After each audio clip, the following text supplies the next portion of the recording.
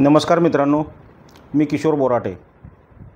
मित्रांनो, आज 27 फेब्रुवारी मराठी भाषा गौरव दिन. मित्रांनो, मराठी भाषा गौरव दिन हा दरवर्षी 27 फेब्रुवारी रोजी महाराष्ट्राचे ज्येष्ठ कवी विष्णू वामन शिरवाडकर उर्फ कुसुमाग्रज यांच्या जन्मदिवशी साजरा केला जातो. महाराष्ट्राच्या सांस्कृतिक क्षेत्रामध्ये कुसुमाग्रज यांनी खूप मोलाचं योगदान दिलेलं आहे. मराठी भाषा ही ज्ञानभाषा होण्यासाठी त्यांनी अथक परिश्रम केलेले आहेत. त्यामुळे त्यांच्या जन्मदिवशी मराठी भाषा गौरव दिन आपण सर्वजण आनंदाने साजरा करतो. तर मित्रांनो, सर्वप्रथम तुम्हाला सर्वांना मराठी भाषा गौरव दिनाच्या परत एकदा मी शुभेच्छा देतो आणि तिसरा डोळा या यूट्यूब चॅनलमध्ये मी आपलं स्वागत करतो. मित्रांनो, आजचा जो व्हिडिओ आहे तो याच मराठी भाषा गौरव दिनानिमित्त आहे, त्याच्यावरच आपण बोलणार आहे. त्यापूर्वी मला खात्री आहे तुम्ही हा व्हिडिओ पूर्णपणे बघाल आणि तिसरा डोळा या चॅनलला ऑल पर्यायावर टिक मार्क करून सबस्क्राईब कराल. मित्रांनो, एक 2-3 दिवसापूर्वी मला माझे एक मित्र योगेश चिले, जे मनसेचे प्रवक्ते आहेत आणि पनवेलचे शहर प्रमुख आहेत, त्यांचा मला फोन आला होता. त्या सहज बोलता बोलता आमच्या गप्पा झाल्या आणि मी त्यांना सहज विचारलं की योगेशजी, मराठी भाषा गौरव दिनाची काय तयारी केली तुम्ही? कारण 27 फेब्रुवारीला आता मराठी भाषा गौरव दिन येतो आहे. ते मला बोलले, किशोरजी मी तेवढ्यासाठीच फोन केला आहे तुम्हाला. ह्या वेळेला आम्ही एक आगळा वेगळा कार्यक्रम राबवतो आहे. मग मी त्यांच्याकडून त्या सगळ्या कार्यक्रमाविषयी माहिती घेतली आणि निश्चितपणे म्हणूनच मी याला टायटल आजचं हेच दिले की मनसेचा आगळा वेगळा मराठी भाषा गौरव दिन. आणि खरोखरच आगळा वेगळा आहे. मला ही संकल्पना खरंच माहीत नव्हती. योगेशजींनी मला पहिल्यांदाच सांगितली की त्यांनी मराठी भाषा गौरव दिनानिमित्त पनवेल शहरामध्ये अभंग रिपोस्ट नावाचा एक कार्यक्रम ठेवलेला आहे. नाही, अभंग रिपोस्ट मी खरंच ऐकलं नव्हतं. मी त्यांना विचारलं, म्हटलं हे काय अभंग रिपोस्ट? तर त्यांनी ती सगळी माहिती सांगितली आणि त्यांनी मला सांगितलं की तुम्ही यूट्यूबला सर्च करा, तुम्हाला त्याची पूर्ण माहिती मिळेल.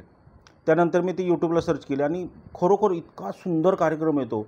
मित्रांनो, मी तुम्हाला नक्की सांगतो की आज तुम्ही हा वेळ काढून तुम्ही हा जो अभंग रिपोस्ट हा कार्यक्रम जो मनसे पनवेलनं घेतलेला आहे तो निश्चितपणे तुम्ही वेळ काढून बघायला जा. तुम्ही खूप छान पद्धतीने एन्जॉय कराल. हे काय आहे अभंग रिपोस्ट?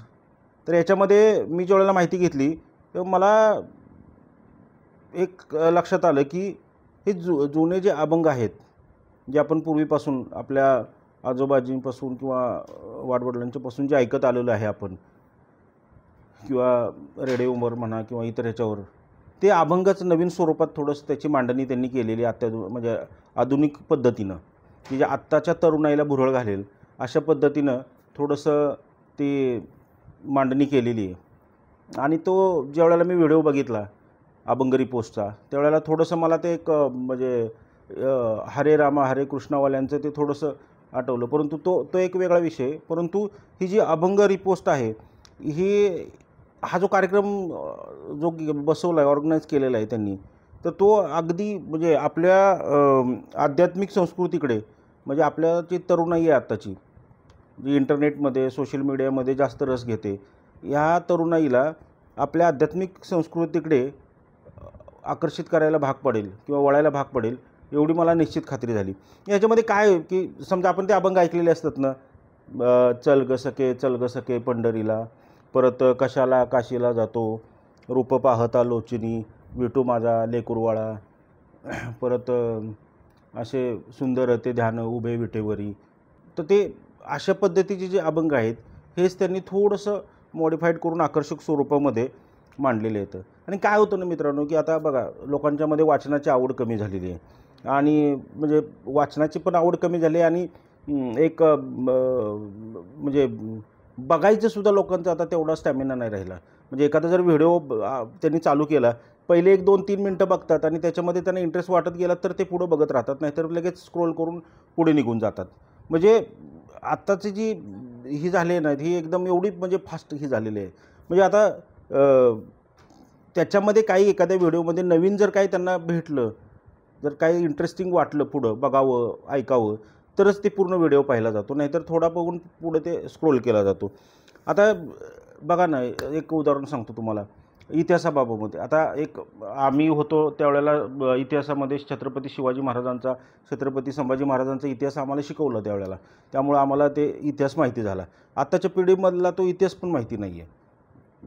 म्हणजे इतिहास हा म्हणजे इतिहासाच्या पुस्तकातनं शिवरायांचा इतिहासच काढून टाकलेला आहे आणि ते नको तेच त्याच्यामध्ये मांडत बसलेले आहेत.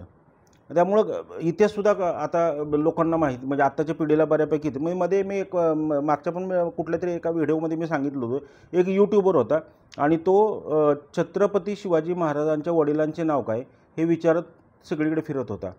बऱ्याच लोकांना ते सांगता आलं नाही. मग त्याच्यामध्ये 2-3 मग मराठी मुलं भेटली, त्यांनी ते बरोबर नाव सांगितलं, पण इतरांना माहिती झालेलं नाही. जे कोणी हिंदी भाषिक होते किंवा जे हे होते परप्रांतातून वगैरे आलेले, त्यांना तेही सांगता आलं नाही की छत्रपती शिवाजी महाराजांच्या वडिलांचे नाव काय येते. आणि बरं आता बघा गंमत अशी आहे की म्हणजे इतिहास तर शिकवला तर नाहीच जात, आणि इतिहासाची जी काही पुस्तकं आहेत, समजा आपल्याकडे राजाशिव छत्रपती असेल, छावा असेल, पानिपत असेल, संभाजी असेल, अशी जी काही वेगवेगळ्या कादंबऱ्या आहेत जे आपल्या लेखकांनी लिहिलेल्या आहेत, त्यासुद्धा वाचायला लोक कंटाळा करतात. आता माझ्या पिढीनं त्या कादंबऱ्या वाचल्या. आता छावामध्ये काय आहे, छावा चित्रपट एवढा गाजतोय, जबरदस्त चित्रपट. मला त्याच्याबद्दल काही वाद नाही आहे, चित्रपट चांगला आहे, सगळं चांगलं आहे, पण ते काही नवीन स्वरूपात काय नवीन आलं आहे का, नवीन काय आहे का त्याच्यामध्ये? छावा कादंबरीवरूनच तो चित्रपट घेतलेला आहे. हे छावा जर वाचला असतं तर छत्रपती संभाजी महाराज समजले असते, परंतु वाचनाचा कंटाळा ह्या पिढीला, आणि वाचनाचा कंटाळा असल्यामुळं त्यांना छत्रपती संभाजी महाराज म्हणजे आत्ता लोकांना छावा चित्रपट आल्यामुळे लोकांना संभाजी महाराज काय आहेत ते कळलं. आता छत्रपती संभाजी महाराज त्यांनी काय ग्रंथ लिहिले, त्यांना किती भाषा येत होत्या, आणि ते किती प्रकारे त्यांनी कविता केल्या, किती भाषामध्ये त्यांनी कविता केल्या, हे सगळं तर आहेच. म्हणजे त्यांचं एक साहित्यिक कवी म्हणून योगदान आहेच त्यांचं. परंतु छत्रपती संभाजी महाराज किती लढाऊ बाण्याचे होते आणि किती लढाया लढल्या त्यांनी, आणि आयुष्यामध्ये एकही लढाई हरली नाहीत ते, हे सगळ्या गोष्टी, किंवा त्यांनी आपल्या धर्मासाठी शेवटच्या श्वासापर्यंत, शेवटच्या रक्ताच्या थेंबापर्यंत त्यांनी लढा दिला, प्राणांतिक हाल सोसले त्यांनी अक्षरशः आपल्या धर्मासाठी. हे आत्ताच्या पिढीला कधी कळलं? छावा चित्रपट बघितला. म्हणजे आत्ताची जी पिढी आहे ना, ह्यांना काहीतरी दृश्य स्वरूपात दाखवल्याशिवाय, व्हिज्युअलाइज जोपर्यंत त्यांना होत नाही आहे तोपर्यंत त्यांना ते कळत नाही, त्या विषयातलं महत्त्व कळत नाही आहे त्यांना. त्यामुळे काय होतं की मग मी ते चर्चा झाली आमची वगैरे सगळे झाल्यानंतर मी ते यूट्यूबवर जाऊन बघितलं, अभंग रिपोस्टबाबत माहिती घेतली. खरोखर हा आगळा वेगळा कार्यक्रम आहे आणि आपल्या संस्कृतीला एक मॉडिफाईड करून त्यांनी नवीन पद्धतीनं नवीन पिढीसमोर आणलेलं आहे. आता आपल्याला भजन ऐकायची सवय मंदिरामध्ये, आजही ग्रामीण भागामध्ये भजनं चालतं. मी स्वतः गेलेले आहे, भजन कीर्तन अटेंड केलेले. लहानपणी पण अगदी लहान असताना आमच्या आजीबरोबर वगैरे मी जायचो, भजन वगैरे ऐकायचो. तिथे थोडंसं एक धार्मिक वातावरण असतं, भक्तिमय वातावरण असतं, त्यामुळे लोकांना असं वाटेल की हे काहीतरी वेगळं म्हणजे हे केलेलं आहे. परंतु कसं होतं की मित्रांनो, एक दर 10 वर्षांनी समाजामध्ये एक सगळ्या बाबतीत परिवर्तन होत असतं. सामाजिक असेल, मानसिक असेल, शैक्षणिक असेल, राजकीय असेल, सगळ्या बाबतीमध्ये परिवर्तन. कारण काय होतं, दर 10 वर्षांनी एक नवीन पिढी नवीन विचार घेऊन पुढे येते, आणि मग ते जुन्या पिढीतल्या लोकांना ते विचार ॲक्सेप्ट होत नाहीत म्हणा, किंवा ते रुजू व्हायला फार थोडासा काळ जावा लागतो.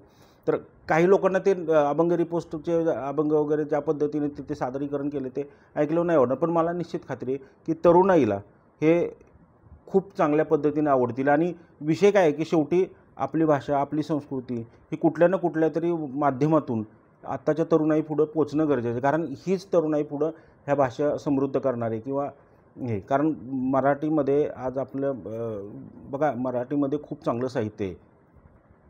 मला हे नेहमी खंत वाटते की मराठीमध्ये आणि बंगालीमध्ये एवढं चांगलं साहित्य आहे, परंतु बंगाली साहित्य जगाच्या कानाकोपऱ्यात गेलं.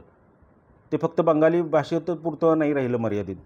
त्या वेगवेगळ्या त्या बंगाली जे साहित्य होतं ते वेगवेगळ्या भाषेमध्ये प्रकाशित झालं, वेगवेगळ्या भाषेमध्ये भाषांतरित करून ते जगाच्या कानाकोपऱ्यात गेलं. मराठी मध्ये सुद्धा एवढं चांगलं साहित्य, एवढे चांगले कथा कादंबऱ्या वगैरे आहेत, परंतु हे साहित्य जगाच्या किंवा इतिहास आपल्याला मोठा आहे, एवढा प्रचंड मोठा इतिहास आहे आपल्या पाठीमागं, परंतु आपण हा जगाच्या कानाकोपऱ्यात का नेऊ शकलो नाही? कारण त्याचं अनुवादित आपण जे भाषांतर वेगवेगळ्या भाषेमध्ये जो पुस्तकं यायला पाहिजे होती ती पुढं आली नाहीत आणि आपण ते नवीन पिढीसमोर म्हणा किंवा जगाच्या कानाकोपऱ्यामध्ये मराठी साहित्य पोचवायला आपण कमी पडलो.